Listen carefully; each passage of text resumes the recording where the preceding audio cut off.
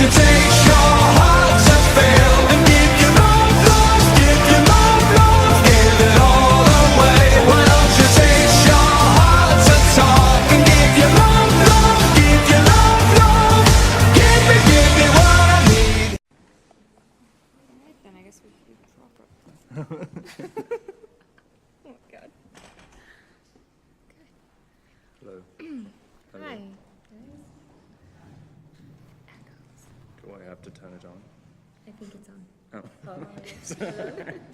You hear me? You can hear yourself Yes. echoing. Welcome. Meet the stars. Hello. Hey, hello. Ashley Green and Robert Pattinson. Very nice to have you here. Thank you. Thank you very First much. time in Sweden. My first time. Me too. Yeah. Great to have you here. Thank you. My name is Cissi Wallin. You don't hear me? Yes? And I'll be hosting this thing. Very nice to have you here. I think you've done this before, so it's just raise your hand so I can see it, and then let's begin. Okay? I need to. Alright, I don't get one.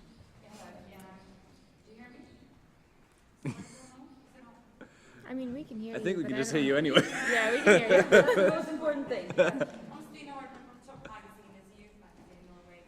I was just wondering, how would you cope with fame now? Because that's why I movie came out. Well, I think we were both kind of terrified. Whenever it first started happening, we had no idea what was going on or how to react or what we were supposed to do just because it was all so brand new to us, and I think it all happened rather quickly. I think the only difference now is probably just that, you know, I think we just kind of learned how to cope with it a little bit better. I mean, it's still kind of a bizarre thing, honestly, but I think after a while you kind of figure out how to deal with it a little more gracefully. Better at dealing with fame. Yeah, I mean, it's easier if you're not.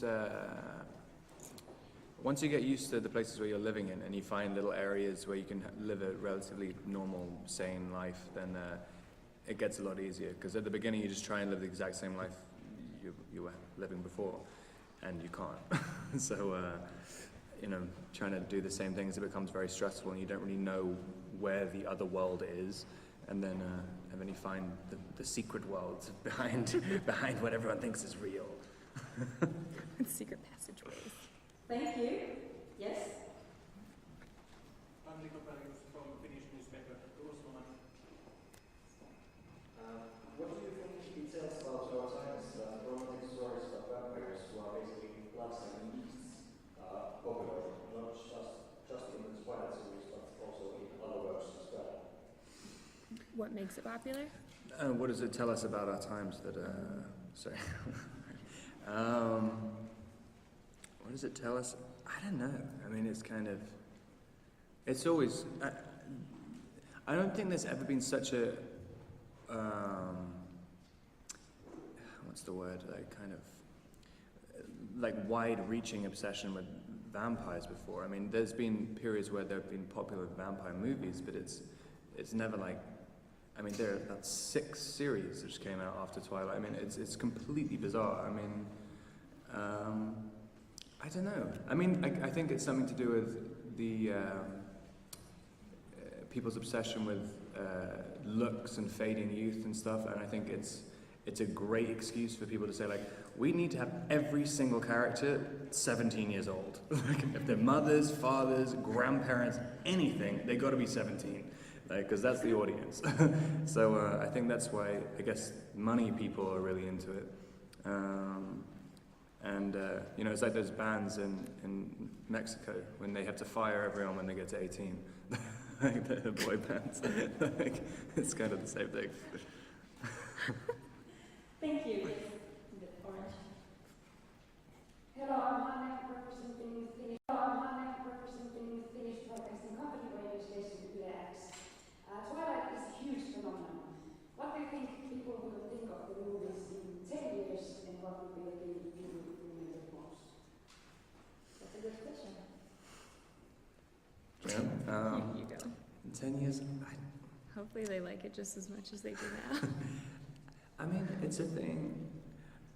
I think I hope, it seems like for a lot of people it's very it's going to symbolize a 5-year period of time, or I think a 10-year period of time since the books came out. I mean, it's.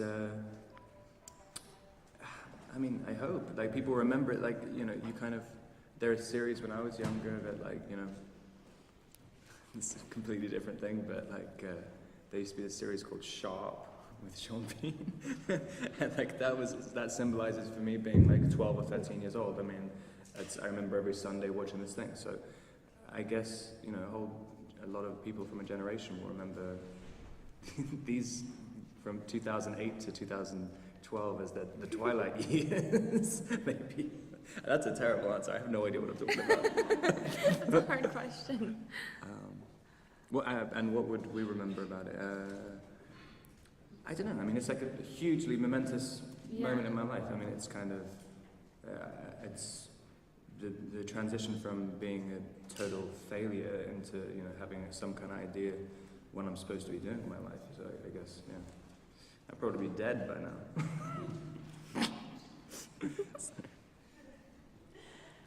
Thank you.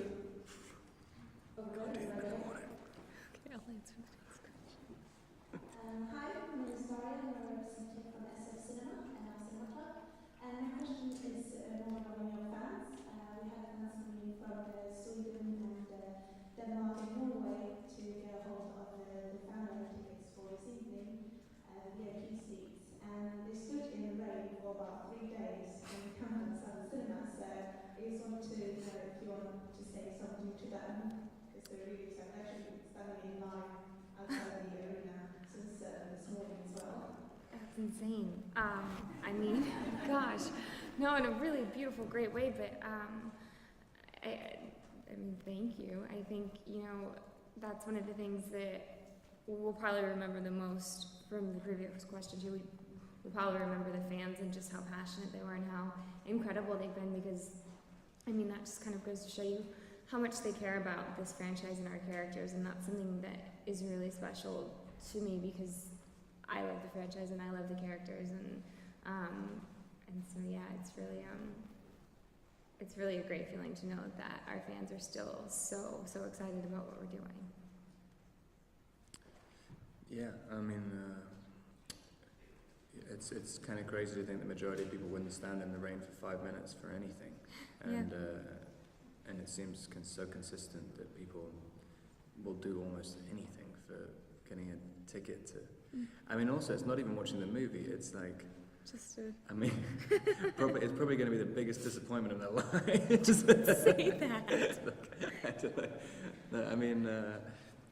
No, I mean, it's crazy. I mean, the people who wait out in the rain and everything, the ones who've been driving the whole series from the beginning. It's the only reason any of the movies exist. So they're pretty cool. I actually camped here for 3 days for this event. You did.